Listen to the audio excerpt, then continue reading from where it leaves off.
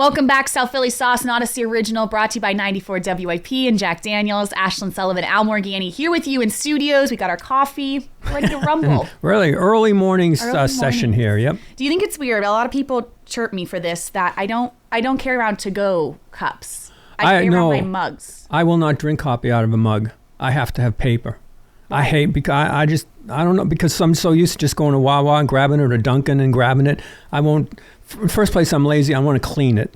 So that's one thing. Second place, it's like I'm always on the go, so I'd rather have it. In fact, we're at studios now. They don't have paper cups. Mm-hmm. I purposely go to a Wawa to get a coffee, only a small one, and then come in if I have to get the coffee here, because I detest having coffee in a real cup. Even at a restaurant, I just won't have it. I went to a restaurant on what's today? Thursday. I went to a restaurant on Tuesday night for my daughter's birthday. She brought me to a fabulous it was very Tortorella, yes. I'm told it was tremendous. But I cannot have really like it was too spicy for me.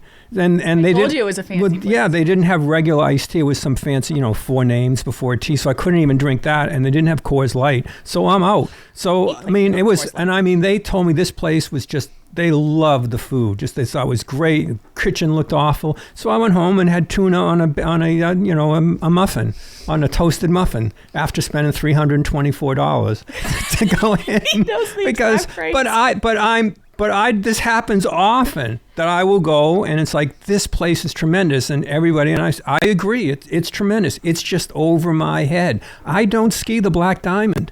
It's as simple as that. Yeah. I'm going down the side of the mountain when it comes to food. You're the Coors Light Wawa. Yeah, you have that coffee cup. I mean, I don't know. I go look at coffee cups. I mean, like my house, the dogs probably drank out of it 9 times. I ain't doing it. I'm simply going to get a clean cup, a cardboard cup with whatever. But I just can't. In fact, they go crazy here because they'll say, well, just go get some coffee. I said, I can't drink it. I will not drink out of that mug. I didn't expect this tangent. Well, I'm just telling you. So enjoy your coffee. Moral of the story. Did George drink out of it earlier? No. Why do you say that? But it is, when you really think about it, I've carried this around for like an hour. Yeah. I've been a lot of places. Like, what has come into this cup? Yeah. What germs? What does it say? Bubby's. It's my favorite deli in New York. So naturally, I had to buy New York? Yes. In New York? I think in the world. In the world? Love Bubby's, yes. Bubby's. And it says pie for breakfast. Yes. I can't have pie for breakfast. I sure can. No way. I can do whatever I want. Dunkin', you have a donut for breakfast. 1 donut for breakfast. Pie, you got to sit down, you got to get a fork, all that stuff. Dunkin' donut, you grab a donut, you eat it. That's too complicated. A ceramic cup or whatever it is, and a pie. Then you got to have a fork, and you got to get a napkin, and it's an hour and a half. Hey, you want to talk some hockey on this podcast? Go. Anyways, welcome back to South Philly Sauce. Hey, the Flyers are struggling, and we need something to talk about. So let's talk pie for breakfast. That's right. But the Flyers, 3 games remaining this week, coming off a loss to the Tampa Bay Lightning. They played well in it. I know no one wants to hear that, but took it down to the wire. Ivan Fedotov in that game. 3 games remaining. Capitals, Dallas, Chicago, all teams that are in very different situations. Yeah. So I'm curious how they ride this wave. Tampa to Washington, high, Dallas in there too, but Chicago low. I'm curious if they change the way they play because of this. Yeah, I think, Ashlyn, this is particularly good for every team that plays Washington, because there's the Ovechkin factor. Mm-hmm. You don't want him to light you up on his road to. And it's funny. I bet all these players, when they're not playing against the Capitals, are watching on TV, hoping Ovechkin scores so he gets closer. But when you're on the ice, you don't want to be there when he goes off for 3, 4, whatever it is to come in. But more than that, I think in the weeds, so to speak, is Tom Wilson, who I always loved as a player. I know he still gets overshadowed. Well, people think he's a bit of a knuckle dragger, right? I mean, fights and the hits that he's had in the past. But I like physical play, and I think he's been 30 goals for this guy going into a game, and I think that also raises the game of the opponent, the physicality that they have. So I think this is good for. It's good to have a measuring stick like this for players on the Flyers that you're trying to find out what they're about. Mm-hmm. Are you going to go in that corner with Wilson? You going to go in there? You're going to face that hit. You're going to be the first man in. We'll see what happens there. And the same thing, Dallas with the energy you should have with Team Finland here with Rantanen going there to go in and play in the expectations that they have. Now they're going to be minus Heiskanen, so that'd be a bit of an advantage. But I like for a team that's, quote, out of it, that you have these games to kind of earn a spot. I want to see how Michkov does in these games too. I mean, it's a show for him at the end. I've been a bit disappointed since the surge he had right after the Four Nations to come in and let's keep her going. With TK getting cold, you need goals from Michkov. Yeah, you just simply do. We need goals from someone. Yeah, I think when you look at this past, it is not a losing streak because they did win one game in this stretch, but you look at the total lack of offensive production. You look at the terrible power play. I find a bigger issue because we know the power play's been a problem for so long. I find a bigger problem with you put all this pressure on your goaltending situation because you can't score one goal. Like we talk about all these chances, but they aren't finishing it. And I get TK's cold, but someone else, like where's Tippett been, for example? Yeah, this is the opportunity that you have to make a difference. I mean, you hold a team to one goal, basically. You can't blame any goaltender, and you said it. I mean, you can't. You gotta produce something. It goes full circle back to if you got a man advantage, you got to do something, and they don't. So there's been opportunities there for guys to kind of grab the torch here, so to speak. They may think that they were, have to think you got a shot at the playoffs, but coming into the season, it was a stretch. Even after what happened last year, it was a stretch to see what happened. So, this is an opportunity to kind of take it on yourself. It is a little bit difficult when you have a coach that stresses defense so much. I mean, he wants them to play, quote, the correct way. But when you're really struggling to score goals, and I've seen this from TK, I've certainly seen it from Michkov, they tend to take that cheat a little bit. Mm-hmm. And that'll drive a coach crazy at times. But for me, at this point, hey, the season's gone. I don't mind a little bit.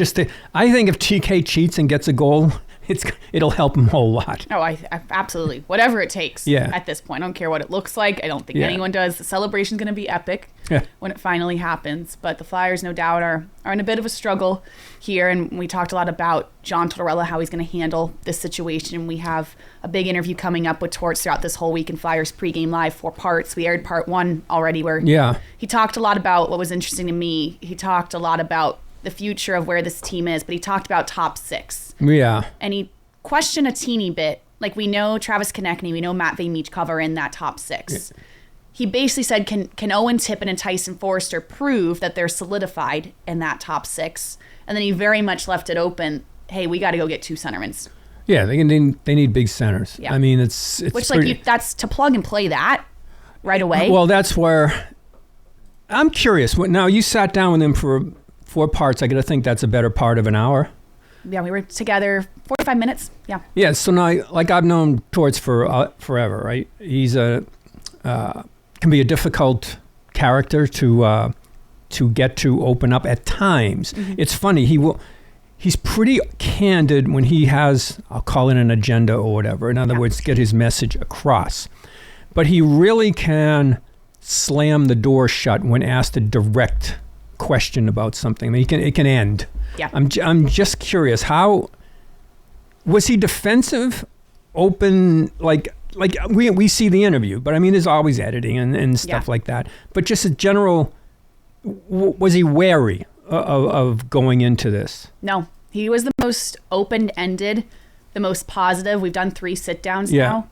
It's the most open-ended, optimistic he's ever been, which is really interesting depending on the situation. For example, I got shut down last April. We did a sit-down. Last March, we did a sit-down when the Flyers were right in the playoff conversation, and I asked him point blank, hey, do you think you're going to make the playoffs? And he lost his mind on me. Yeah. He did not like the question. He said, we're not talking playoffs right now. That was a great example of the door getting shut in my face. Yeah. Because he didn't want to talk about the team possibly not making it, which they didn't. We all know from last year. But it was really, I was impressed how much he's aware of the situation, the conversation outside the building, that, let's face it, his job is in question. Yeah. It's on the line. He completely shut down, which you'll see this in part 4 of the interview. He completely shut down. There's this stigma And I don't know where it comes from that people just assume whenever he's done coaching, he's going to go straight up to management. Yeah, because he talks so much about management. Yeah. But he said no. He said, I'm a coach. I'm only a coach. And he said, when Danny Briere tells me to leave, and he pointed to his desk, and it's weird. He only has like 6 things on his desk. Yeah, it's a very barren. Yeah, it's not a very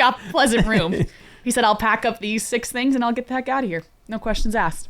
Yeah, I get the sense that he's kind of wants to take in the last rodeo, like that it's done.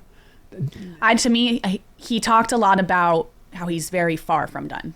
How he wants to taste playoffs one more time, how he wants to see this process through, and I can't blame him. I mean, no, but I mean, then if it doesn't happen here, that I don't know that he. I don't think he's going anywhere else. Yeah. No, I mean that's why I think he's been a little more open about some things. I'm still when I listen to him talk, I'm like, my God, he's given us an entire rundown on the organizational depth chart, like every other week, on what's gone on, and I just get the sense that he knows that this is kind of like when I'm done here, I don't want to say run off into the sunset. I mean, he's not look like he's younger than me. Yeah. He's like, I mean, it's kind of to be like the elder statesman is an odd position to be in. Yeah. Like I just know from myself, like having been the youngest guy on the beat at 24, whatever, to now like people like say, well, sir, it's like bizarre. It's like, but I mean, for him, and he's so aggressive about things. He looks very comfortable in it, though. Did you get that comfort level? He's not worried at all. No. Like, this can't shake him. I left really wanting to sit down with Danny Briere, truthfully, after all of that, because I just think this conversation is much more a Dan Hilferty, Keith Jones thing than a Torts thing. Yeah. Torts made it clear, hey, when they tell me to go, I'm going to go. And that's it. Like, there's no other conversation when you talk about Torts and his coaching future. Like, he wants to stay. He wants to see the 3 put to bed, the talk of going into management. Like, this is much more a Danny Briere decision, and it's going to be interesting. He talks a lot about Rocky Thompson. He's staying with his guy. That I find that needs to change. Yeah, but he's got to know that he doesn't. He's got to know that their fans watching are wild about the power play. He knows that. Yeah, you'll see in the interview, he says he gets letters of power play diagrams. So fans will draw diagrams, send it to him of what they think the power play should look like. And he answers all of them. But if anything, he got the most defensive of he doesn't understand why people are coming for Rocky Thompson's job.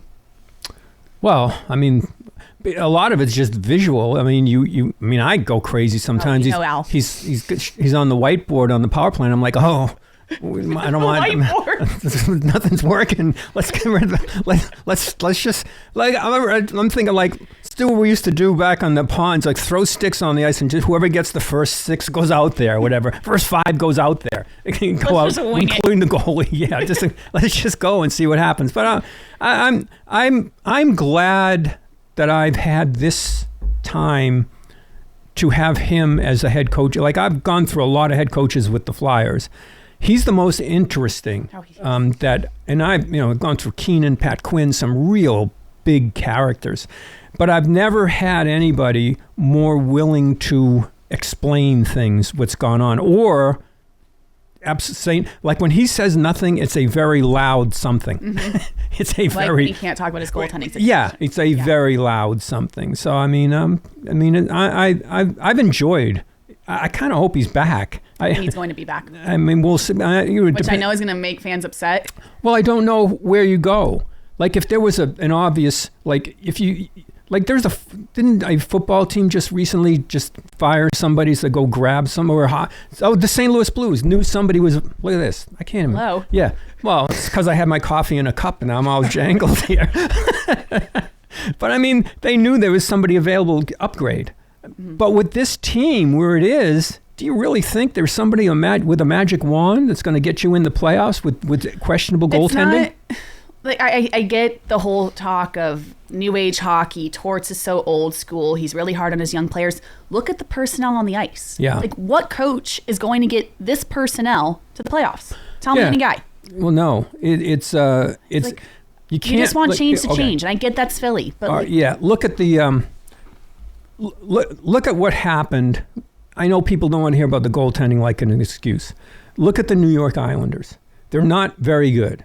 Like They're so boring. They let their centerman go, the big centerman that I hope the Flyers actually take a look at. Me too. But because the goaltending is so good, they're in a spot late in the season to get them in a playoff race. And that's a huge element on what's gone on. I mean, and I don't know, Drysdale to me is kind of, if you want to look at it, like who's come along, who hasn't. Drysdale's been up and down. You know, Forster's been terrific as a young player coming along. I think York's injured. I mean, I look at Torts, and Torts, you know, benched him, and I just think he's banged up. And when a defenseman's banged up like that, I like him as a player probably more than most, York. I really like him as a player. I do think there might be something there that it's the kind of coach I wonder with York and Drysdale if Torts is the guy to get the most out of him. Mm-hmm. But they're banging heads. I don't think that he's stunted their growth. I watch Drysdale now. He's flying around. It doesn't seem a Bobby Brink. Yeah, they don't. Where a year ago we're like, I don't know if this is going to work. Look at him come out the other side. Yeah, there's been some, but I do understand. If you're looking as an organization to add people and you want to go get a free agent, let's say Marner in Toronto, I don't think it could happen, but let's just use that name, star player. Why would Philadelphia be attractive? I mean, that's what I worry about. Mm-hmm. And it's not just that the coach is... Well, does an older player who's looking for a ring... Yes, exactly. Do you want to be... So how do you sell it? Would it be a coach? Like, I understand, maybe an older player. I don't want to go through that discipline type thing. I don't want to do it. But if your team is at a certain point, you do. And that's what I worry about with this next step on what they're going to do. Like, how are you going to get this to be, and it sounds dumb because it's Philadelphia. How, like the Eagles, everybody wants to come to the Eagles now. You know, and I've gone through eras where everybody wanted to come to Philadelphia. I think they certainly have upgraded things in terms of the facilities are terrific. They treat their players great. Everything, travel, food, everywhere. It's unbelievable. That I think is fine. But I do think there are players say, where do we fit in? Can we, you know, if I want a chance at a cup, that's going to be a hard sell. And they're going to look at the goaltending. It's simple as that. Yeah. And think, can I win with this? Yeah. And that's when you look at all that, I get they want change, but I don't think you can put this all on Torts. And I get when you look at the future of this organization and is he the guy to get the most? Okay, we can question that, but to think that just another coach is going to come in here and get you right in the playoffs is so ridiculous. Well, and part of it's hockey culture. I mean, you know, hockey coaches are basically golf tees. you use them very, very, very quickly. They're gone. Yeah. Get another one in here. That's what happens. And I think there is something to that. Like people say, well, it's been a long thing, but this is part of their plan to go ahead on, you know, let's get things straightened out. And I think it really has got a base, kind of a buy-in by players that you're going to play, quote, the right way. And I've been impressed on what's happened there. But I haven't been, look, I don't care if it's the Phillies, the Eagles. The Eagles have won the Super Bowl. They lose 5 games in a row. They're going to be after the coach, right? Yeah. This is what happens. Yeah, it is Philadelphia, that's for sure. So I'm curious how it all shakes out. But definitely watch the Torts' interview from NBC Sports Philadelphia this week. It was good stuff. We appreciate his honesty always. And you look at just how crazy the playoffs are going to be. And the Flyers, that's what's the most disappointing. Flyers are right in this conversation. At this point last year, we're sitting in the studio. We're breaking down the standings. We're breaking down if they win this game, if this team loses, they're right in it. Obviously, the Flyers aren't in that situation. But you look at the New York teams, the Rangers and the Islanders, 2 teams going in totally opposite directions. Yeah. And if you would have said which team was going what way, you would have picked the opposite a month ago. Absolutely. And the Rangers have had chance again and again. I don't know what's going on there. They're a disaster. Yeah, Laviolette, you know, coach You want to talk about talking on sports radio. Oh, yeah. I mean, it's like, what happened? 13 shots on goal in a game that you had to have? Yeah. And great goaltending. That's what makes it so You got Shesterkin there, who struggled a little bit early, but he's a great goaltender. What a waste. When you look at what's happened in New York, the goaltending that they had from Richter to the King to now Shesterkin, it's like, how have you had not more success going on? And I think that the lack of their 13, I think it was 13 shots on goal they had in one game. It was like, how do you do this in such an important game at home? And I think that's chaotic what's going on there right now. And then they get players out of there. It's been a mess. But they were hanging on. They were in that playoff spot. And that's sort of the plus side of what goes on in the NHL with the standings. So many teams are still in it no matter what. Montreal's in it. Detroit loses 6 in a row. They win 2 in a row, and you're back in it. And that's kind of what they want. That's why when you look at the Flyers, San Jose, Chicago, it's like, how did you fall out of it so far? You look at the Flyers. If you want to look at it two ways, they've had 19 overtime games. Mm-hmm. 19 overtime games in the NHL, tied for the. So what is that? Does that? You look at it, you say, well, they've had a horrible season. So 19 times they were level with a team going in. That's a huge. One goal. You're so in it. Well, that's why you get some goal scores. One goal the other way. Man, what a difference! What a difference it is going into your schedule. So there's if you want to look at the bright side of it, the non-bright side is you only got like 17, 18 wins in regulation. Right. Like it's half as many as the Rangers, who are a disaster. Yeah, and just your roster. But that's the league wants. Yeah, you can't hide things. The biggest disappointment is, and this, if you're I'm a season ticket holder. The last home playoff game was 2018. That's a long time. Yeah. I haven't seen one. To write my checks every month for my season tickets and say, but I want to buy into the process and see what happens and there's no getting around. You thought you had things fixed in goal, and they're not fixed in goal. And you look and you're going to start hearing about the kid in Russia. Yeah. Could that be the next guy? So we'll see what happens. It's never boring. No. It's certainly, and I got to say, with Tortorella, for a team that's been marginal, kind of in the playoffs and then out of the playoff picture, it's must watch when he comes on TV. He certainly is a national story. Whenever they come in, he gives a focus to the team, and he makes them really interesting. I mean, really, really interesting. Yeah. In terms of what goes on. Part of it being he's just so open about everything that he's doing. Yeah, I agree. It's must-see TV, win or lose, and that's something to hang your hat on. That's for sure with the Flyers, and it is never boring. But my gosh, has it been a year? Now, when you sat down with him, did he have a paper cup or a ceramic cup? He had no coffee. No coffee. He actually talked about this. He doesn't drink a lot of coffee because, as you can imagine, he's a very wired man. I don't think he needs really much else to get him going. I think he wakes up raring to go. He does, absolutely. Which credit to him. But that's South Philly Sauce, an Audacy original, brought to you by 94 WIP and Jack Daniels. We'll see you early on next week.